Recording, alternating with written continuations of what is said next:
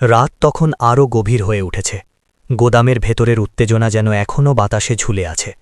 ইন্দ্র সূর্যকে শক্ত করে ধরে বাইরে নিয়ে এলো, কিন্তু তার চোখে একটা অদ্ভুত দৃষ্টি।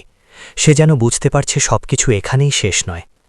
বাইরে দাঁড়িয়ে থাকা মানুষজন স্বস্তির নিঃশ্বাস ফেললেও সোহাগের বুকের ভেতর কেমন একটা অজানা আশঙ্কা কাজ করতে লাগল।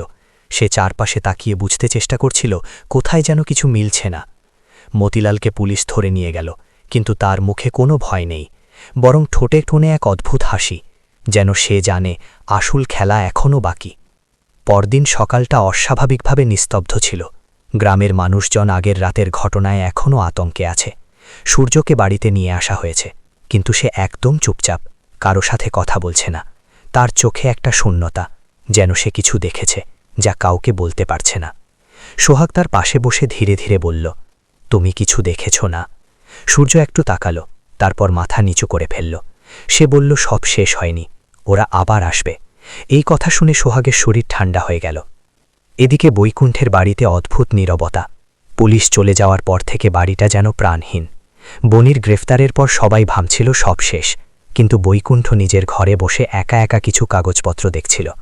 তার চোখে কোনো দুঃখ নেই, বরং এক ধরনের ঠান্ডা হিসাব। সে ফোন তুলে কারো সাথে কথা বলল, তার গলা নিচু কিন্তু কঠিন। সময় এসেছে, এবার সব পরিষ্কার করে দিতে হবে। ওপাশ থেকে কি বলা হলো কেউ জানে না, কিন্তু কথার শেষে তার মুখে আবার সেই অদ্ভুত হাসি ফুটে উঠল। বিকেলের দিকে বিশু হঠাৎ সোহাগের কাছে দৌড়ে এলো। তার মুখ ফ্যাকাশে।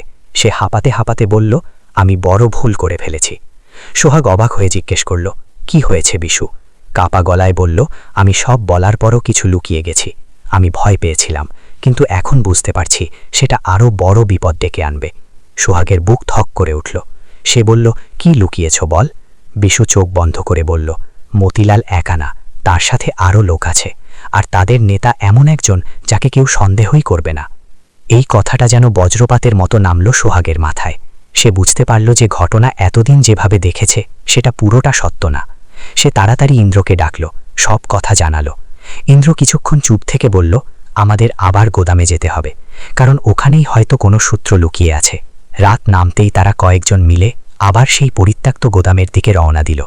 চারপাশে অন্ধকার, বাতাসে আবার সেই ভয়ের গন্ধ। গোদামের ভেতরে ঢুকতেই তারা কিছু অদ্ভুত জিনিস দেখতে পেল।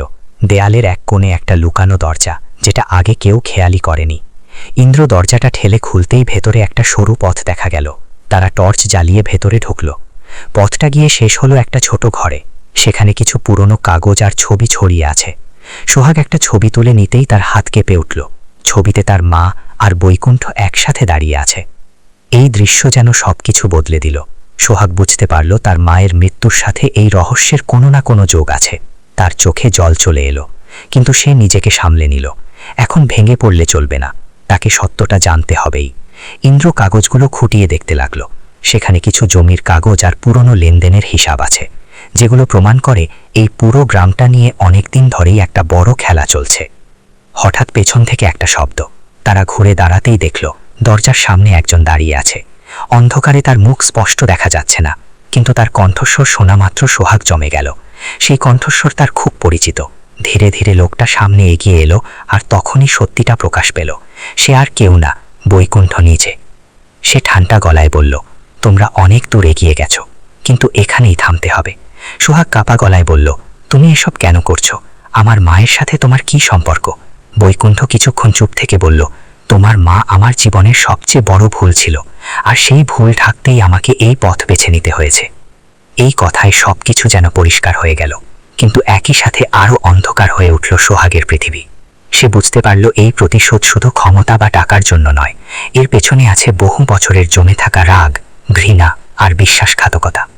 বৈকুণ্ঠ হাত তুলে ইশারা করতেই চারদিক থেকে কয়েকজন লোক বেরিয়ে এলো। তারা সবাই অস্ত্র হাতে। ইন্দ্র বুঝতে পারল এবার লড়াই ছাড়া আর কোনো পথ নেই, কিন্তু ঠিক তখনই সূর্য এগিয়ে এলো। সে দৃঢ় গলায় বলল, আজ আর কেউ জিতবে না, আজ সত্য জিতবে। পরিস্থিতি মুহূর্তেই উত্তপ্ত হয়ে উঠল। চারদিকে টান টান উত্তেজনা। কেউ জানে না পরের মুহূর্তে কি হতে চলেছে, কিন্তু একটা জিনিস পরিষ্কার, এই লড়াই শুধু বাঁচা মরা নয়, এটা সত্য আর মিথ্যার শেষ সংঘর্ষ। আর এর পরেই বেরিয়ে আসবে সেই সত্য যা এতদিন অন্ধকারে লুকিয়েছিল।